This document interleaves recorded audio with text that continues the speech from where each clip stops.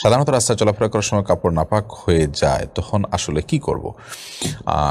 রাস্তায় চলাফেরা করার সময় যদি কাপড় নাপাক হয়ে যায়, তাহলে সেক্ষেত্রে সেই নাপাক যেই জায়গা হয়েছে ওই জায়গাটাকে ধরে আলতো করে ধুয়ে ফেললে পাক হয়ে যাবে।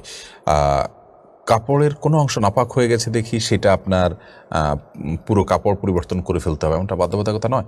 ধরুন পেশাব লেগে গেছে, কোনো নাপাক লেগে গেছে, যে জায়গায় লেগে গেছে সাথে সাথে আপনি দ্রুততম সময় বা পরেও করেন ওই জায়গাটাকে আপনি চিহ্নিত করে ওই জায়গাটা ধুয়ে ফেলেন, বা আনুমানিক এর বেশি হবে না, তাহলে ওইটুকু জায়গাকে আপনি ভালো করে ধুয়ে ফেললেন যে এর মধ্যেই থাকবে নিশ্চিত, তাহলে সেক্ষেত্রেও আপনি ওই কাপড় দিয়ে সালাত আদায় করতে পারবেন।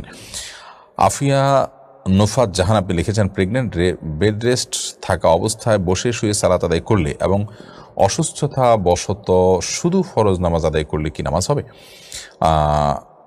বেড রেস্টে থাকা যারা প্রেগনেন্ট মহিলা আছেন, তারা যদি মুভমেন্ট করলে তাদের জন্য রিস্কি হয়, তাহলে সেক্ষেত্রে তারা শুয়ে বসে যেভাবে পারবেন সেভাবে সালাত আদায় করবেন এবং শুধু ফরজ সালাত আদায় করবেন।